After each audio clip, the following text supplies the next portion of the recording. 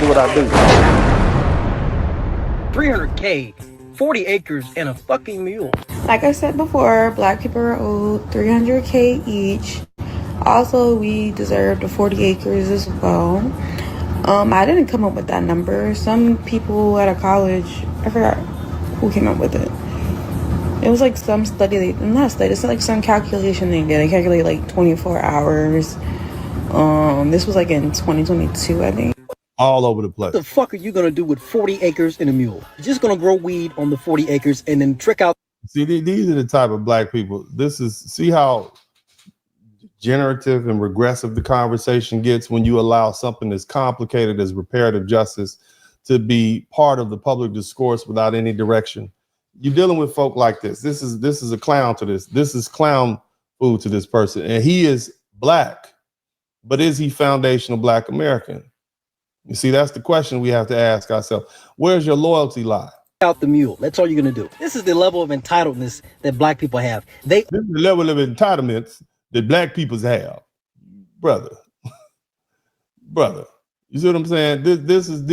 This is what happens when you open the conversation up for everybody to have it. Owe us something. They owe us this. Nobody owes us a single fucking thing. Everything that we have, we watch your foul mouth language. That's what you need to do. Watch your language, but keep going. Work for. And there's still more work that needs to be done. Look, all these people are doing you work hard. Keep is going. Fucking begging. Black. Now he sounds just like these Africans who come from that. Say we begging. That's what they say about us all the time. People in this country have worked very hard to get to the standard that they have. Mm-hmm. We overcame Jim Crow. We overcame slavery. And even at this time now, with all the problems that we have, we still have a significant amount of wealth and influence in this country and respect from people in this country. But begging blacks like this want to sit back and bring down that respect. People like. That's why we're not begging in it. Put your act in law and we'll go out and sue and we'll take what's out. Somebody type take it in the chat room. We're not begging. We're going to take it at this point. We're going to take you to the courthouse and take you to the jury and get our judgment and take our money. Because they're just going to waste the money anyway, spend it in dumbass places. How do you know that, sir? What makes you think somebody who spent all the time litigating the case, doing the research is going to waste it? What makes you think that? Why are you so judgmental towards my people? Why is it that you are so filled with self-hate that you would say something that's asinine and when my people are left alone, we build tremendously.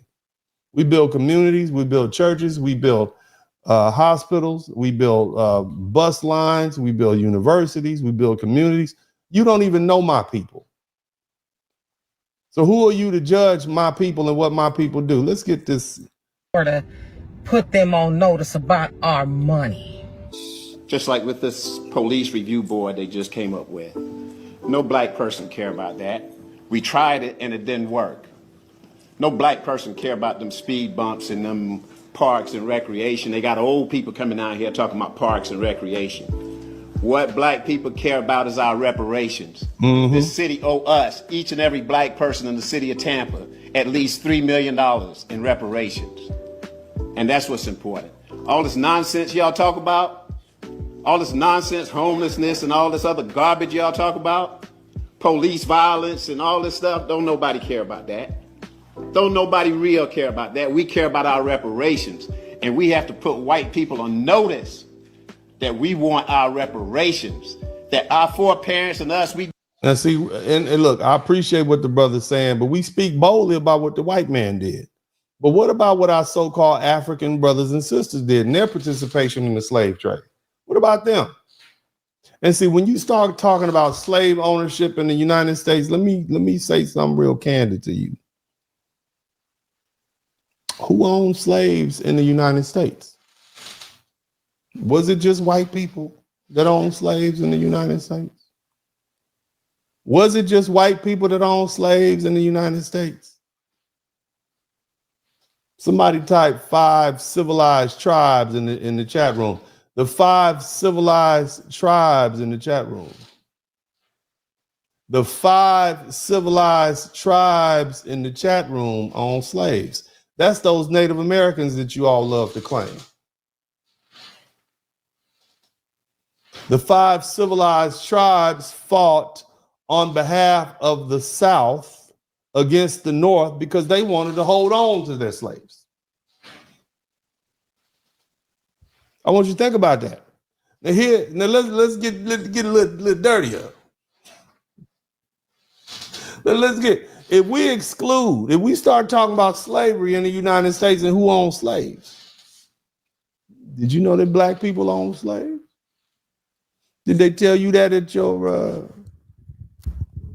African American historical class? Did they say, oh no, it was just black people buying their own relatives? I got the books. It was a lot of black people that bought their own relatives and then turned around and sold their relatives, wives, husbands, right back into slavery. Might have been your wife, but it was a slave first. So are we going to exclude everybody if we sued here in the United States? Everybody who's responsible for slavery. We definitely got to go ahead and file that lawsuit against the Coshada Indian tribe. We can get some of that casino money, right? What about the black people that own slaves? One of the most notorious slave owners in South Carolina owned hundreds of slaves and was cruel to slaves, was a black man.